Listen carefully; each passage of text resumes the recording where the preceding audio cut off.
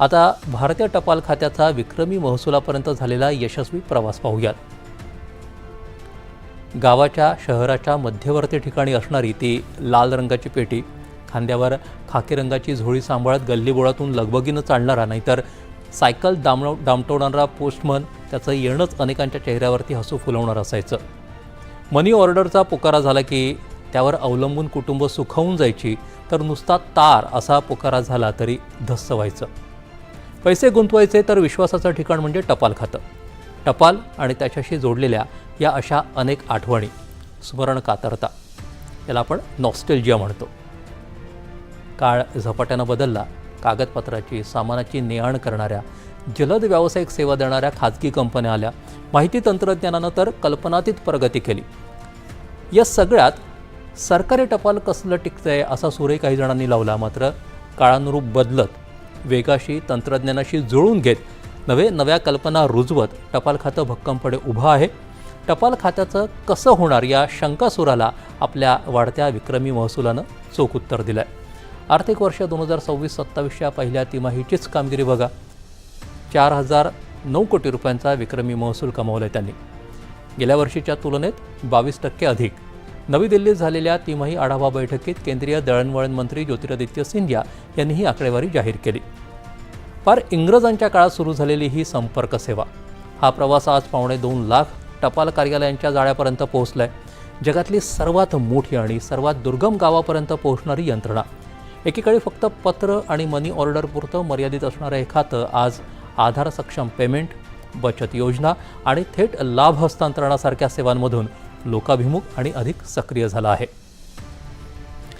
या कामगिरीचा आढावा घ्यायचा तर नागरिक केंद्रित सेवांमध्ये सर्वाधिक 86% वाढ, पार्सलमध्ये 50% आणि मेल सेवेत 42% वाढ.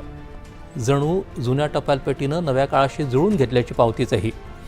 यंदा वार्षिक 19,803 कोटींचं उद्दिष्ट आहे. पहिल्या तिमाहीत 81% पल्ला गाठला गेला आहे. सर्वोत्तम कामगिरीत आंध्र प्रदेश, छत्तीसगड आणि पश्चिम बंगाल यांनी बाजी मारली. बिहार, तमिळनाडू, उत्तर प्रदेश, केरळपासून जम्मू काश्मीरपर्यंत विविध राज्य विभागवार आघाडीवरती आहेत. 1884 साली सुरू झालेली पोस्टल लाईफ इन्शुरन्स योजना भारतातल्या सर्वात जुन्या विमा योजनांपैकी एक. आजही ती टिकून आहे. भारतीय टपाल खातं आधुनिक आणि डिजिटल लॉजिस्टिक, बँकिंग तसंच विमा सेवा देणारं प्रमुख केंद्र बनलं आहे. ग्राहकांच्या सुविधेसाठी आणि आधुनिकीकरणाचा एक भाग म्हणून सामान्य रजिस्टर्ड पोस्टल सेवा आता थेट स्पीड पोस्टमध्ये समाविष्ट केली आहे. जलद टपाल आणि वस्तू पाठवण्यासाठी स्पीड पोस्ट आणि पार्सल, अति तातडीच्या टपालासाठी 24 ते 48 तासात पार्सल पोहोचवण्याची हमी देणारी प्रीमियम एक्सप्रेस सेवा, ऑनलाईन खरेदीसाठी कॅश ऑन डिलिव्हरी, या सुविधेसह ई-कॉमर्स वितरण आणि ईमेलद्वारे टपाल पाठवण्याची ई-पोस्ट सोय, अशा आधुनिक टपाल आणि पार्सल सेवांचा यामध्ये समावेश आहे. याशिवाय वित्तीय क्षेत्रातही पोस्टानं मोठी भरारी घेतली आहे. इंडिया पोस्ट पेमेंट्स बँक या माध्यमातून घरबसल्या बँकिंग सुविधा, डिजिटल व्यवहार आणि बिल भरणा सेवा दिली जाते आहे. तसंच पोस्ट ऑफिस बचत खातं, सुकन्या समृद्धी योजना, PPF, किसान विकास पत्र आणि ज्येष्ठ नागरिक बचत योजना यासारख्या केंद्र सरकारच्या सुरक्षित अल्प बचत योजना आणि पैसे पाठवण्याची पारंपरिक आणि इलेक्ट्रॉनिक मनी ऑर्डर सुविधाही ग्राहकांसाठी उपलब्ध आहे.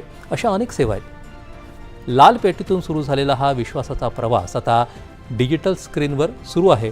पण भावना तीच आहे, विश्वासाची, तत्पर सेवेची. आता एक